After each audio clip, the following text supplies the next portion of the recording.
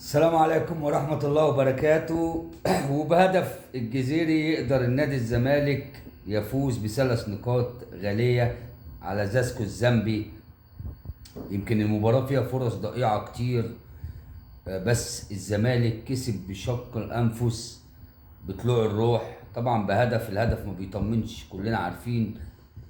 زياد الجزيري أحرز هدف في الدقيقة 43، غير الفرص الضايعه بقى كتير، وما قدرش الزمالك يعزز الهدف، ولكن خد ثلاث نقاط في افتتاحيه دوري المجموعات في الكونفدراليه مهمين جدا. والنادي المصري ايضا النهارده مع كايزر تشيفز قدر، الشوط الاولاني طلع 0-0، وقدر النادي المصري يحرز هدف في الدقيقه 59، ثم تعادل كايزر تشيفز. ولكن هدف المصري في الوقت القاتل عن طريق محمد هاشم، يمكن دربكه في ال 18 بتاعه كايزر تشيفز، قدر يخطف النادي المصري ثلاث نقاط غاليه برضو في الافتتاحيه. والفرقه الرابعه طبعا الفرقه الكبيره فرقه بيراميدز اللي قدرت تكسب 3-0 مرتاح. نادي بيراميدز على تشيف يونايتد قدر يكسب 3 أهداف مقابل لا شيء. حبايب في الشوط الفرص للبيراميدز، الشوط الأول شوط الفرص الضائعة، ولكن ما قدرش يحرز. لكن أول ما نزل في الدقيقة 52 بعد 7 دقايق من الشوط الثاني قدر قطة يحرز هدف، ثم يعزز بهدف تاني في الدقيقة 57 من رأسية، ثم هدف ثالث لنفس اللاعب قطة اللي بعد الهاتريك ده أصبح أسد متوحش مش قطة. وفوز سهل نادي بيراميدز الكبير. وكان في 3 مباريات في الدوري المصري النهارده،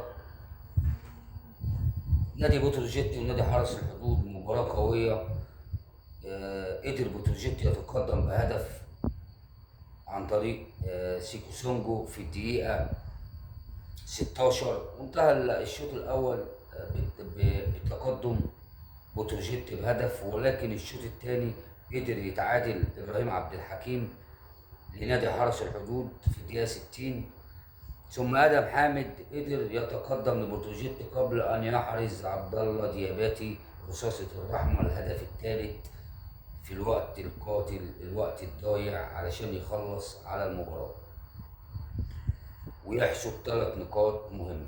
ثم كهرباء اسماعيلية وزد هدف عن طريق الجنوبي في الدقيقة 42 بعد ما كان فيه هدف اتلغى، ثم يتعادل علي سليماني من ضربة جزاء في الدقيقة 66، ثم أحمد عاطف يخلصها في الدقيقة 93، الدقيقة الثالثة من الوقت بدل ضايع اللي هو كان 5 دقايق، يخطف 3 نقاط مهمة لفرقته. وفوز مهم جدا لفرقة الجونة على سيد البلد الاتحاد اللي في وضع لا يحسد عليه. مروان محسن أحرز هدف من ضربة جزاء في الدقيقة 45. يمكن كان الاتحاد مسيطر سيطرة كاملة، ولكن ضربة جزاء أحرز هدف مروان محسن الهدف الأول. ثم هدف تاني في الوقت الضايع يخلص برضو على المباراة عن طريق أدهم الرفاعي، ويخطف الجونة 3 نقاط مهمة جدا. وشايفين مباريات بتتلعب في الدوري ومباريات بتتلعب في أفريقيا، فبنحاول بقدر الإمكان ننقل لحضراتكم الصورة في حدود إمكانياتنا. على قد ما بنقدر بنحاول ننقل لحضراتكم الصورة. وبكده ال4 فرق المصرية بداية كويسة، ال4 فوز في دوري المجموعات، أهلي زمالك بيراميدز المصري، ونتمنى لهم التوفيق إن شاء الله في اللي جاي في جميع المباريات بإذن الله، والصعود من دور المجموعات للدور الثمانية. السلام عليكم.